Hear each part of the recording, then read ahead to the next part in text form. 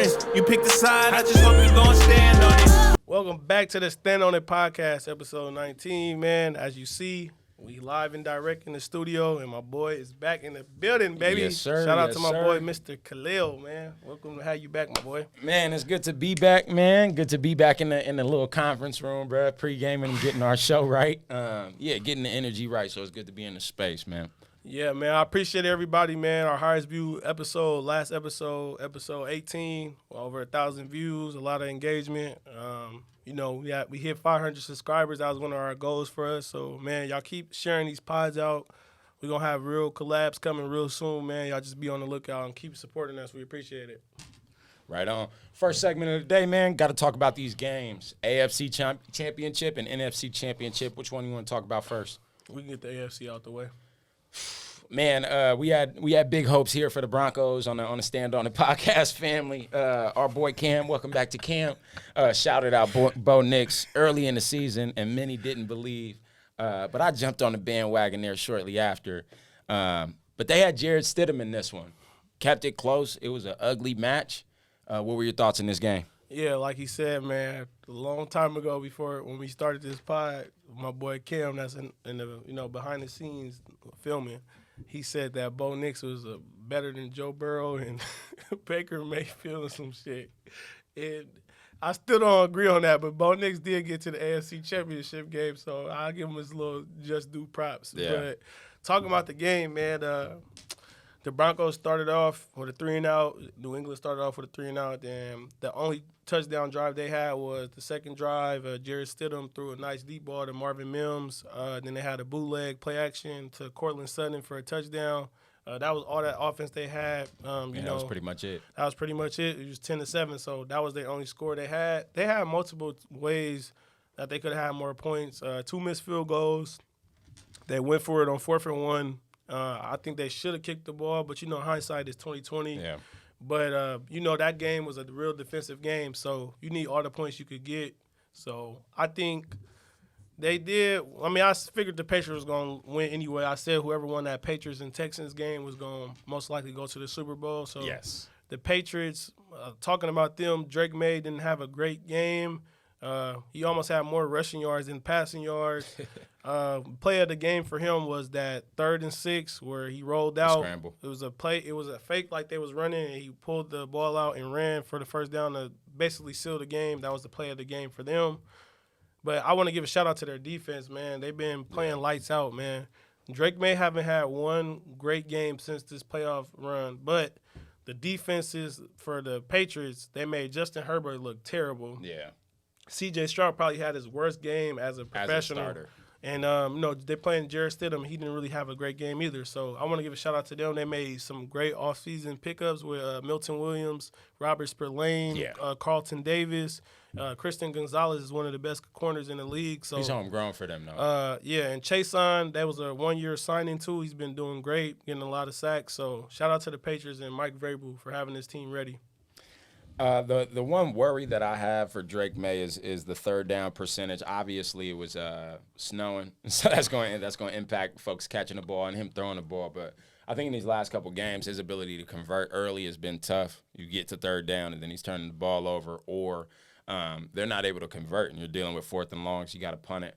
And for an offense that has taken deep shots all year, they spurred a little bit in the middle of the season. But they got some good weapons on offense, and he's usually using them.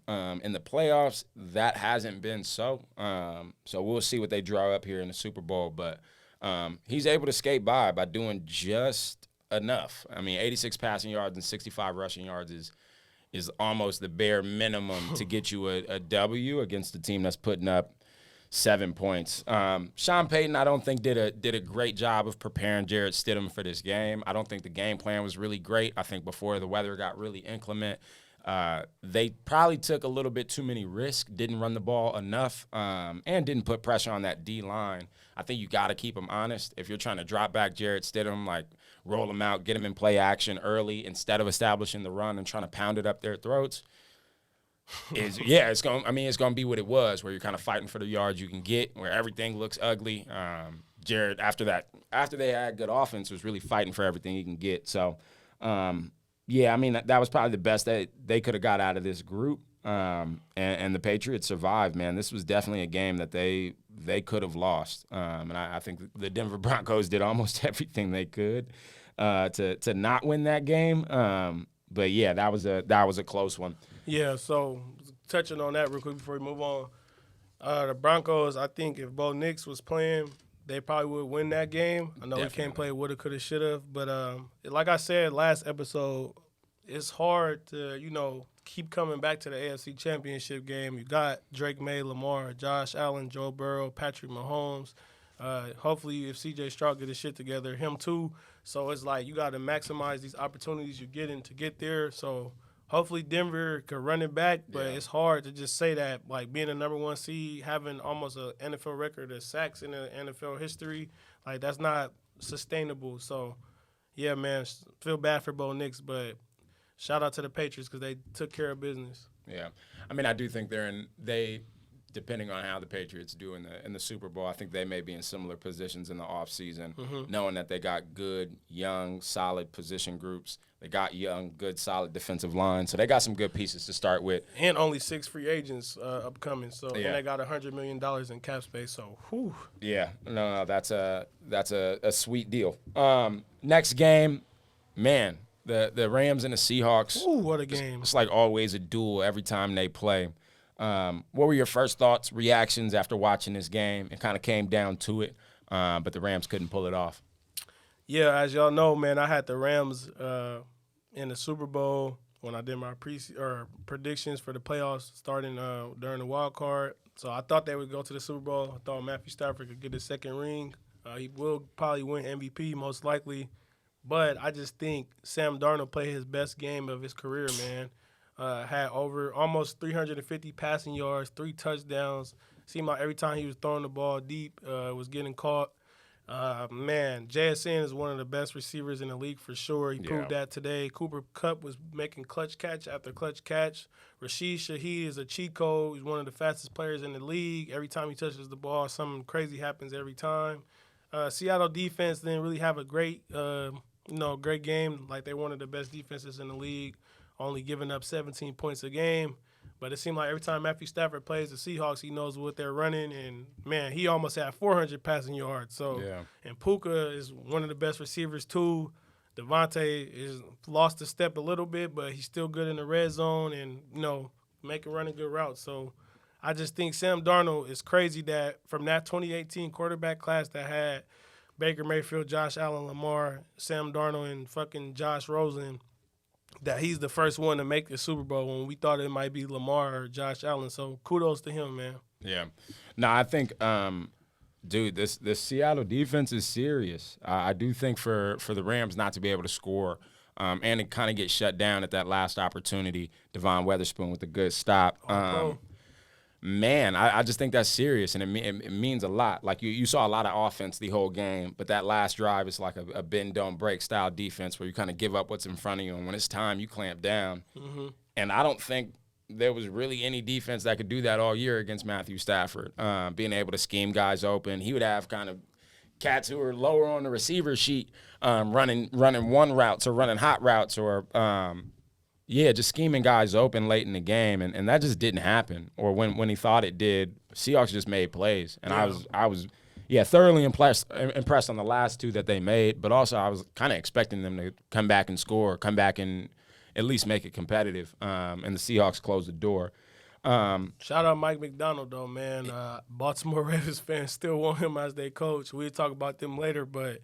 Man, go to the Super Bowl in your second year as a coach for the Seahawks, man. Got rid of Geno Smith. You need a damn raise for that, getting rid of him and getting Sam Darnold. But to do what he did, man, and they in the Super Bowl and they got a chance to win it, kudos to him, man.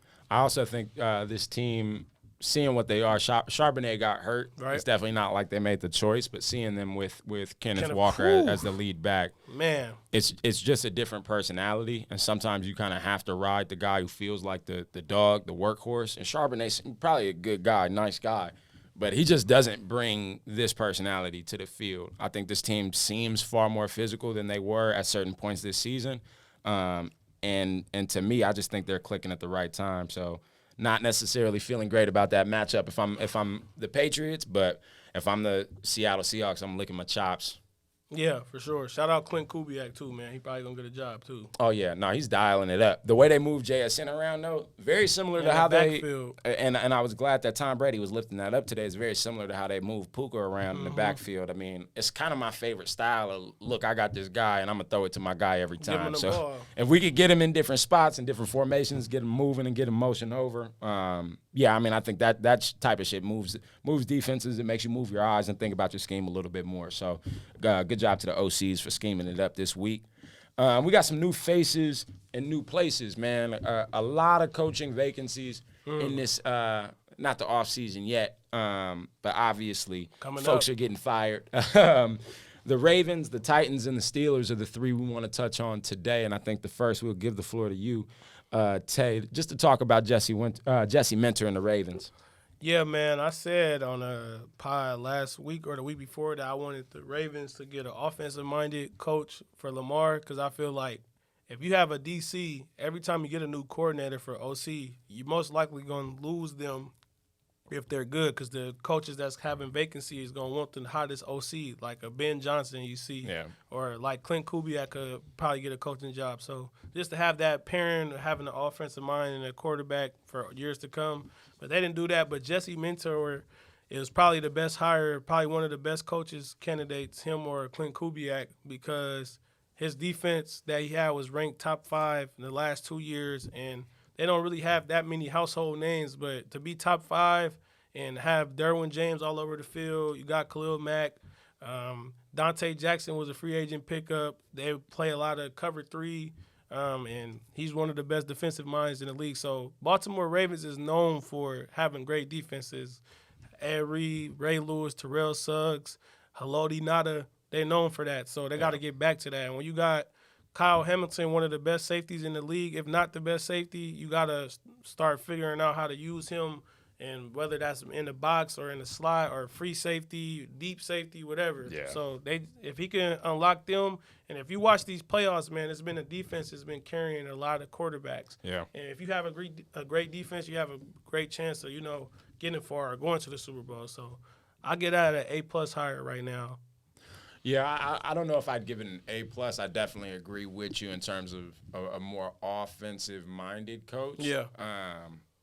But, I mean, for who they got and for what he did in L.A. L.A., I was about to say San Diego. They were still the San Diego Chargers to me. Yeah, no, and they still can be. I mean, I think I was going to go with a B+ or an A-. That's cool. I still think they have needs to address. They've been running something that feels a little bit archaic. I mean, I think that was just kind of a Harbaugh-esque thing. Yeah. Where there would be decisions where you're like, well, why the hell would you do that? You Yeah, know what yeah. I'm saying? You stop running for a whole half, or somebody didn't get a touch for a whole half. Or I'm like, well, You got to figure out who they OC going to be. That's important.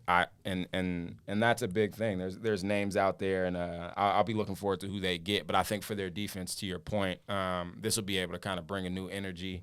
And like if you look at LA flying around, man, like that culture and that secondary and that linebacker core, man, those guys fly around and they hit. Yeah. And I think that's kind of the Raven way that they're trying to get back to. So I think it was a good pickup. Yeah. Over in Tennessee, man, my guy, Boy. definitely mad about this one. What Robert Saleh was able to do with the Niners this year, I mean, there were guys that I had to like research, and I'm talking about like I go to training camp, and I'm like I ain't see him. You know what I'm saying? We picking up guys off the street. They calling cats out here like, hey, you wanna come play football? Like what they did with the Niners defense, man, this year, the fact that we weren't getting 55 dropped on us every single game. I think they just gave him a blank check and were like, write whatever number you want. I think this will be good, like a new culture setter for them in Tennessee. I think it'll be a good matchup for my boy Cam Ward. Yeah, man. That was something I called too. I know I keep referring back to the old pods, but I said that game against the Eagles, the defensive performance that they did against them, Robert Saleh was going to get a coaching job. So shout out to him. It's going to be real interesting, like I said, though, just talking about the Ravens too, that whoever they pair up with Cam Ward, you got to find an OC for him, man, for his development. I think Cam Ward could be a good quarterback in this league. You just got to surround him with more weapons, see who's going to be their OC, and then go from there. But I'll give that higher a B minus. You just gotta see how that offense look, man. But I know Robert Sala's gonna have that defense playing for sure. Yeah. I mean, and not to stay on the Titans for too long. They got to get younger in the backfield. I would definitely would draft on that line.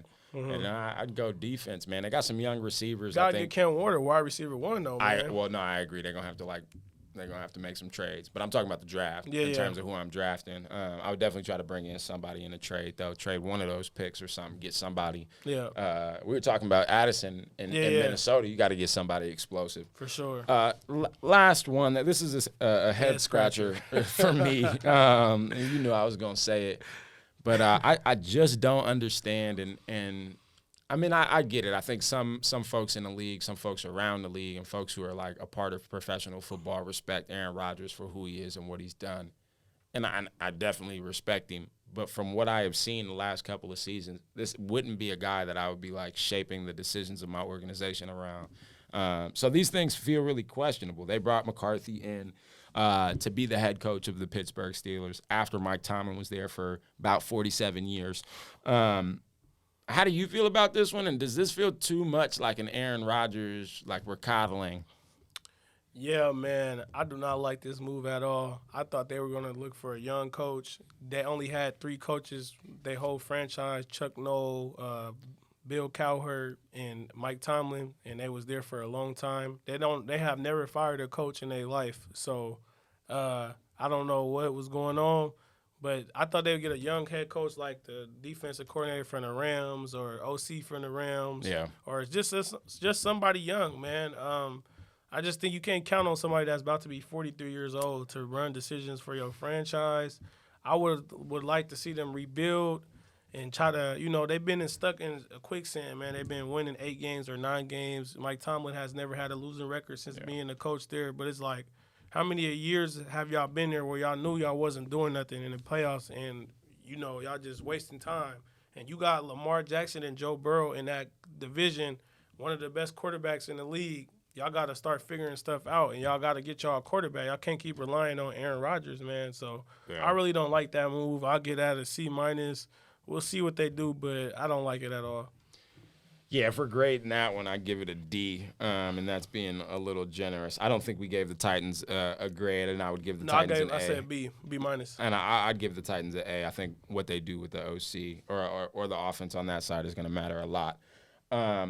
Man, that's it for the new faces and new places. We'll definitely touch on that on next episode with some of the hirings that happen. Stay tuned throughout the week for any updates. Man, want to say welcome back again to our boy Cam. Happy to have you back in the space, brother. This is our guy on the 1s and 2s, getting all our video and editing right. Mr. Light Skin. Right on. What's your song of the day, Tay? T.I. Go Get It. Yep. That's a one right there. For me, it's a new joint out by my boy Kilo the Wizard, my ex Stacy. Right on. Thank you all for joining us here on the Stand On It podcast. This is episode 19. Stay tuned. Follow us, like, and subscribe on our YouTube page. And stay tuned for our next episode that's coming out next week. You pick the side, I just hope you gon' stand on it.